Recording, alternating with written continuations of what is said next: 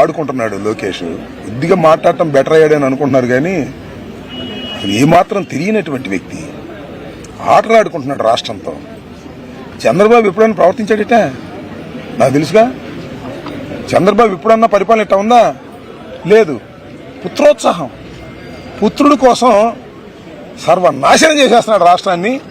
అతనికి అధికారాన్ని ఒక గిలక్కాయ ఇచ్చినట్టు ఇచ్చారు. ఆ గిలక్కాయతో ఆడుకుంటున్నాడు.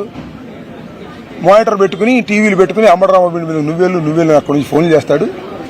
ఎస్పీలు వస్తేనేమో రావద్దని చెప్తాడు. ఈ రకంగా ఒక దుర్మార్గమైనటువంటి ప్రవర్తన చేస్తున్నాడు. రెడ్ బుక్ లో జగన్ ఉన్నాడో లేదో తర్వాత తెలిసిద్దంట. ఇప్పుడు తెలియదా నీకు? బుర్రలేదా నీకు? ఇంటాగాడి భయపడతావా? చెప్పాంగా, జగన్ కాదు నేను కాదు, నా ఇంట్లో కుక్క ఉంది, ఆ కుక్క కూడా భయపడదు మిస్టర్ లోకేష్. నీ రెడ్ బుక్ కానీ కూడా మరొకసారి రీటరేటింగ్ చేస్తున్నానని కూడా ఈ సందర్భంగా చెబుతున్నా. 100 సార్లు జైల్లో పెట్టుకో, 1000 కేసులు పెట్టుకో, ఈ రెడ్ బుక్ నా కుక్క కూడా లెక్క చేయదు. మరోసారి చెప్తాను, రాష్ట్ర వ్యాపితంగా ఇదే నినాదం. రెడ్ బుక్ మా కుక్క కూడా లెక్క చేయదు అనేది నిరూపిస్తాం. ఇప్పుడు మీదే కాదయా రాజ్యం, మేము చేశామయ్యా రాజ్యం, మళ్ళా మాకు వస్తుందయ్యా రాజ్యం.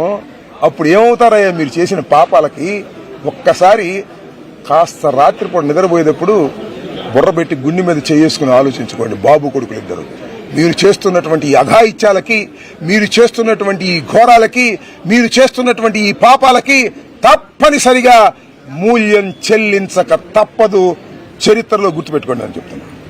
సార్, నిన్న జనసేన ఆఫీసులో మధ్యవర్తులు లేని వ్యక్తి ఎవరు 2 వెహికల్స్ ఉంటే ఎస్పీ ఐజీ పరుగులు తీసుకుంటూ మంగళగిరి విచారణ చేశారు. మీ ఇంటి పక్కనే ఎస్పీ ఆఫీసు, డిఐజీది 7 గంటలు. ఏదో నిన్న కూడా నేను చూశాను.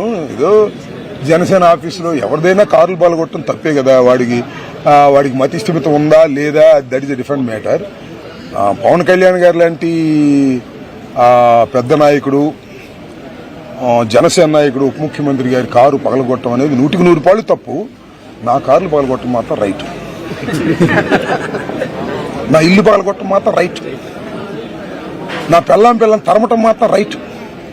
నా ఆఫీసును ధ్వంసం చేయటం మాత్రం రైట్. పవన్ కళ్యాణ్ గారు కారును మాత్రం పగలగొట్టడం తప్పు తప్పు తప్పు. పవన్ కళ్యాణ్ గారు, మీరు ఖండించకపోయినా, వాడి మతి స్థిమితం లేకపోయినా మీ కారు పగలగొట్టడం తప్పు. వాడి మీద యాక్షన్ తీసుకోండి.